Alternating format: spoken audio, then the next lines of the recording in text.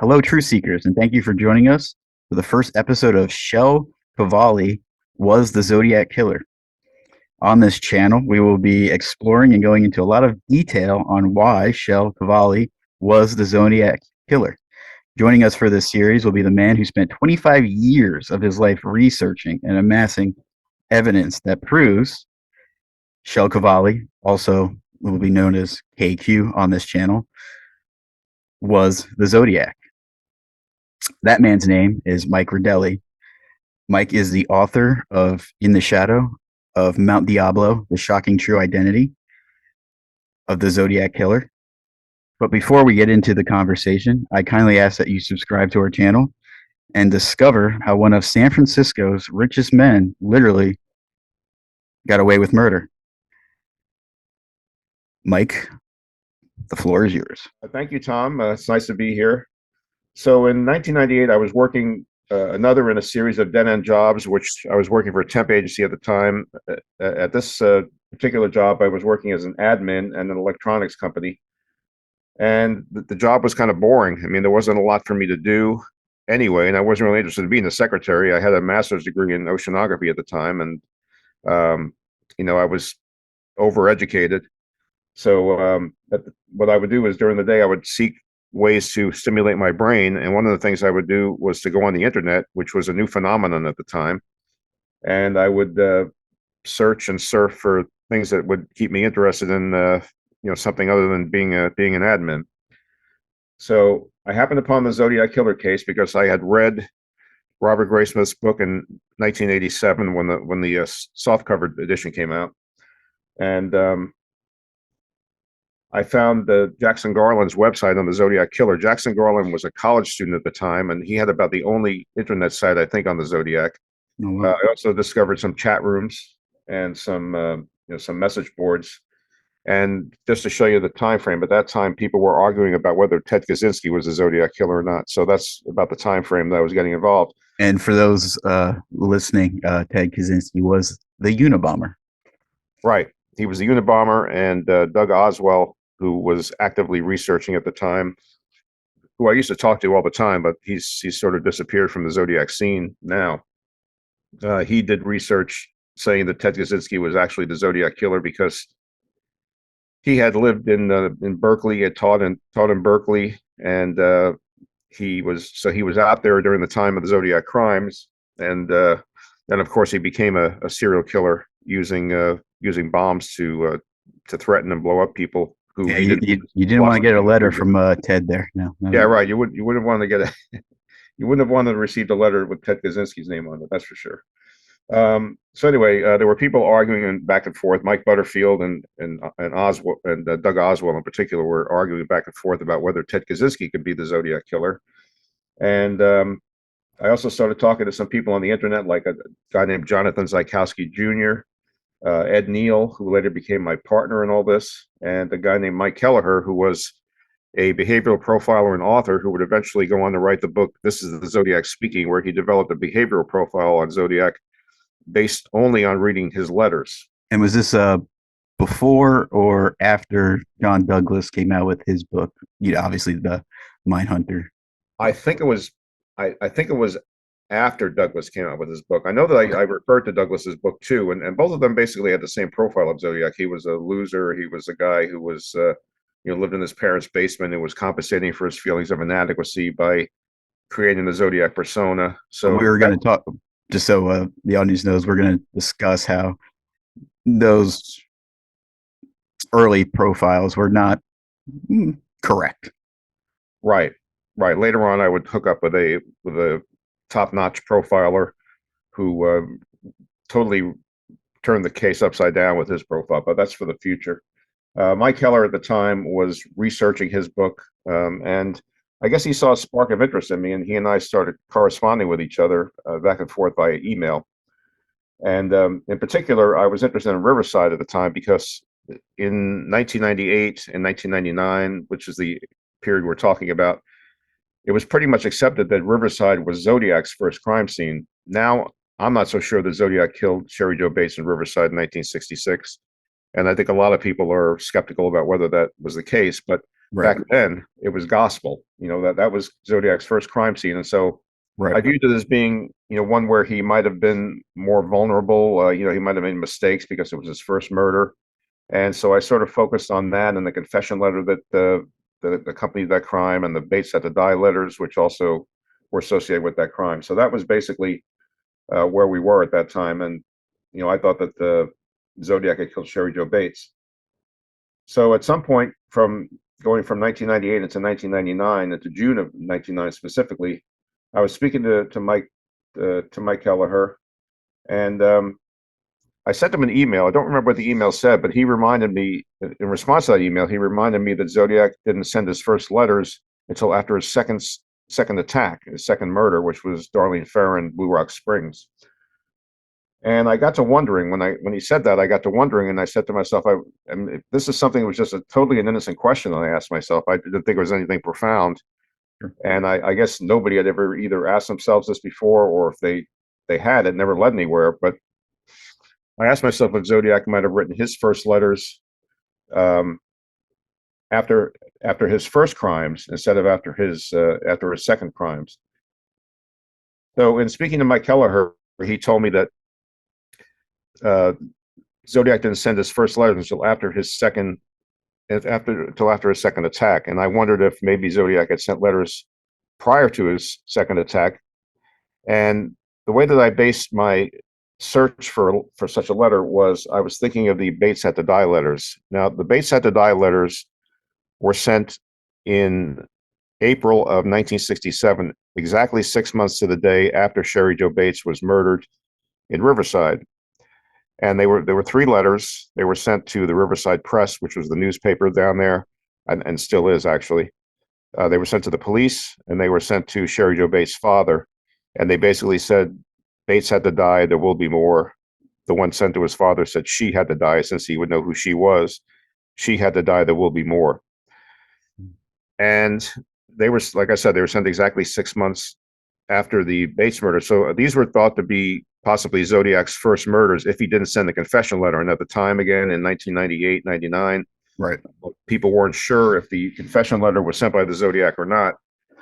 So it was considered that his first letters were actually the Bates had to die letters. And they were confirmed by Sherwood Morrill based on the handwriting and the envelopes to have come from Zodiac. And for those maybe not familiar, who was Sherwood Morrill?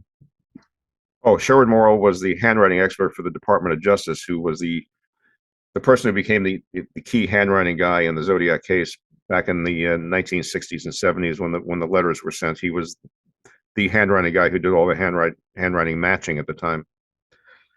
So so what I did is I decided that I'd look 6 months. I'd take a point 6 months after the December 20th, 1968 Lake Herman Road murders, which were Zodiac's first murders, and look 6 months after that, which would have brought it to June 20th of 1969. Now, the problem with that is Zodiac didn't exist as an entity until he sent his first letters on the last day of July 1969. So really August 1st, everyone knew that there was such a person as the Zodiac Killer. So by June of that year, he didn't exist yet. So I thought to myself, maybe he wrote the letter under his own name. This was a letter to the editor I was looking for of one of the Northern California newspapers, or he wrote it under a pseudonym. So at that time, I had struck up a conversation and a friendship with Ed Neal, and we were working together behind the scenes, exchanging emails and talking about the case, for several months. And I wasn't aware of the fact that the San Francisco Chronicle was actually available. I lived in northern New Jersey and I had access to New York City. I wasn't aware of the fact that the San Francisco Chronicle was actually available on microfilm from the New York City Public Library going back years and years and years. I could have done my own research on the Chronicle, but I wasn't aware of that at the time. So I asked Ed to do the research for us to look for this letter to the editor. Now, I wasn't able to give Ed specific instructions as to what to look for. I didn't know what the letter would sound like. I didn't know what it would look like, but I just told him to look for a letter um, after June 20th, because that would have been the postmark date, I presumed. So sometime after June 20th of 1969, from either the San Francisco Chronicle or the Vallejo Times Herald or the San Francisco Examiner, which were the three newspapers that Zodiac concentrated on in the Bay Area. So Ed decided to take on this task, and he looked at the microfilm, and the only letter he picked out, he just picked out one letter, and the one letter he picked out, he said he picked it out only because it mentioned Hitler, not for any other reason, but because it mentioned Hitler. Okay. And when I read this letter, he sent this to me. When I read it, I saw things in it that made me immediately think of the Zodiac case. So I'm going to read the letter to the editor that Ed sent me, and this is what I saw when I read it. As most citizens of today, I am extremely concerned about the direction our society is heading. It should be obvious to anyone now that a bloody confrontation is a probability in the near future. Now, I view this statement as being analogous to Zodiac's confrontation that he had with society and with the police and with the press. Right. So, I saw this as being an element that was in the letter that reminded me of the Zodiac case. Continuing, the Chronicle's biased covering of the news and the support of militants and lawbreakers, in my opinion, has been an important factor in the present developing trend. When these young people lie dead or wounded in the street, you, your publisher, and some of your columnists must take a large share of the blame. Now that So, sentence is very interesting because of, I mean, for me, certain things pop out. well, yeah. I Well, mean, what popped out to me was that I yeah, was basing this on the Lake Herman Road date of December 20th. And at Lake Herman Road, literally, there was one person, Betty Lou Jensen, found dead, and another person, David Faraday, found wounded in the street. That's where they were. And right. that's exactly how they were, because David Faraday hadn't died yet. He died on the way to the hospital. So there was literally people, young people. He Yes, calls them militants and lawbreakers. right. The militants and lawbreakers back in that day were young people. Okay. They were students. Some things don't change, people. Yeah, that's right. And so these so two of these people were found dead or wounded in the street, and one each, and that's what exactly what had happened. Continuing with the letter, it has been the opinion of most people that the policy of the Chronicle for years has been to write anything that sells newspapers. Now, that's another thing that stopped me dead in my tracks, because Zodiac's letters were something that sold newspapers, and the Chronicle printed all of them as they came, except for a period of time when they held them back. Right. But they were making money selling newspapers based on Zodiac letters. So that's something that struck me. I am afraid that in the long run, this will turn out to be rather expensive for all the people of Northern California. Well, of course, the Zodiac crimes became rather expensive for everybody in the Bay Area, because they were, especially after the bus bomb threat, everyone was afraid that their kid was going to be killed on the school bus, Right. and everybody was taken in by the Zodiac case. They all wanted to know who he was. Plus, there's the use of the word rather expensive, which is a Britishism, and there were many Britishisms in the Zodiac letters, and of course, we'll see later on that my suspect had very strong ties to England. Right. But just the overall verbiage that he was using, I mean, if you look at it in the context of, if you want to say, the Zodiac's career, so to speak, this letter from Qvale, you can make the inference that he's kind of revealing a blueprint almost Right, for right. what's to come. For what's to That's come. exactly what I called this letter, a blueprint for the Zodiac case. That's what I called it at the time. Yeah, you're right. It's a blueprint. And it's something that really, really hit me hard when I read this letter. Ed only saw, well, we'll get to the reference in a minute to Hitler. So to continue with the letter, it says, on May 28th, uh, your editorial featured a statement made by Adolf Hitler. It is obvious that both the ex-highway patrol sergeant, who wrote that May 28th letter, by the way, and the editor missed the entire point of that statement. The only thing missing from our situation is Hitler. The rest of the description seems to fit perfectly. It should be very plain to anyone, then, that these situations create a Hitler. It did then, so it obviously could again. If it does, you and people like you will be mainly responsible. So here we have Qvale warning of the coming of a new Hitler. And I had to admit that at the time, I didn't know, I hadn't even read his name yet at the end. I was reading the letter, so I didn't know who this was. But just to give you context about about the letter again, Qvale at the time was selling Volkswagen Beetles, which were Hitler's creation. So this was incredible irony in this letter. I didn't realize it at the time I was reading it, admittedly. To let our audience know that Qvale was one of the first importers of German vehicles after World War II, which And they were not very popular. It's not very popular at the time. Plus, right, that's not a popular business decision to make no, because no, you're not at not. all. I mean, you're what? I'm not even 20 years, maybe 20 years removed from the World War II and the guy who tried to take over the globe, basically. No, well, there's something else about Volkswagens that people don't know that they were designed by Hitler. Yes. That was Hitler's creation, and he started selling them in 1951. So not even 10 years after the end of World War II. So, but for someone who's selling Volkswagens and making millions of dollars on them to start warning people about Hitler, just the irony is just incredible. Definitely bizarre. Yeah, it's bizarre. So, all right. So now to finish the letter, this is the last paragraph. As the editor of Northern California's largest newspaper, you wield more opinion-making power than any other single individual. This is a tremendous public trust. It is a power that must be wielded with excruciating care and careful analysis of the potential consequences. Is this what you are doing? I doubt it. Now, it would take me years to realize the importance of that last paragraph, but I think it's actually probably the most important paragraph. The profile of Zodiac, eventually, that we're going to talk about, is of someone who was obsessed with power. Right. And here we have Qvale scolding the Chronicle for, in his view, abusing the power that they have and not using it correctly as Qvale thinks that they should be using it. So, of course, I've jumped ahead and I mentioned the name of the author, but yeah, zeroing in on power, this is something that Qvale would have done because he was obsessed with power himself, and so power and money. And so talking about the Chronicle abusing its power, the editor of the Chronicle abusing its power is very telling, and it sort of reinforces the profile that we'll talk about later. I think too, we're already seeing early on, just from this letter, a pattern that matches Zodiac is the way that he attacked newspapers, specifically the Chronicle, the San Francisco. The way he used them to his advantage. Yeah.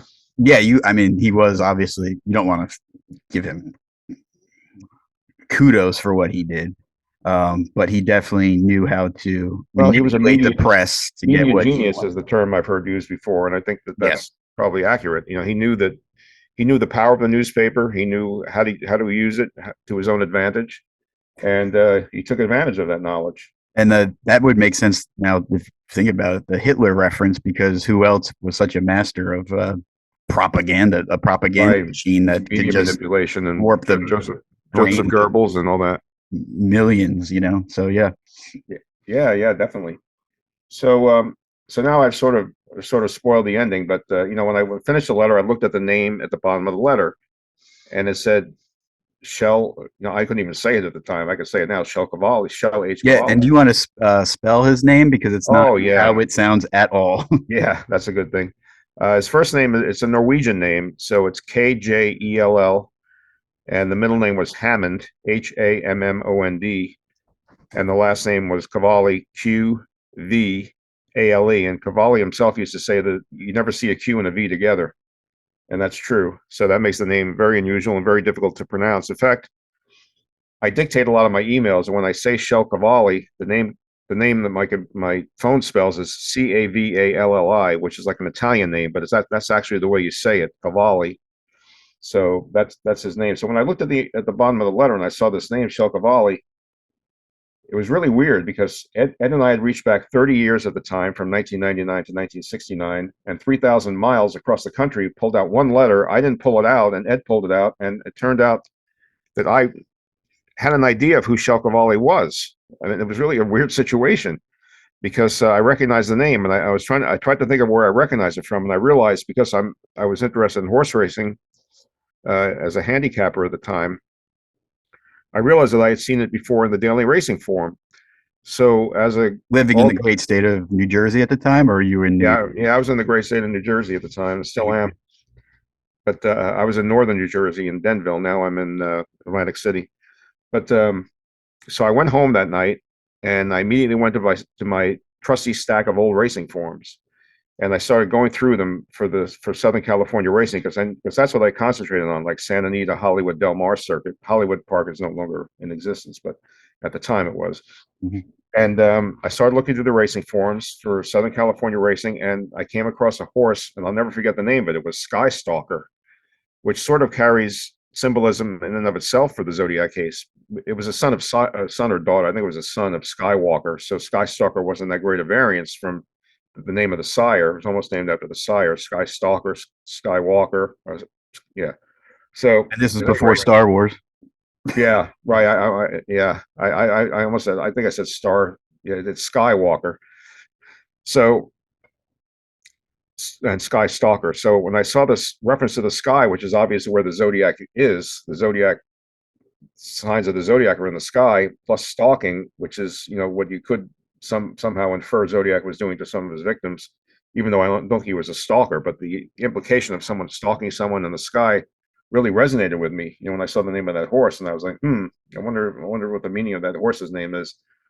But it was a very strange sensation for me to recognize Qvale's name, because on the other hand, Ed thought it was either a pseudonym or it was a made up name, or was something phony.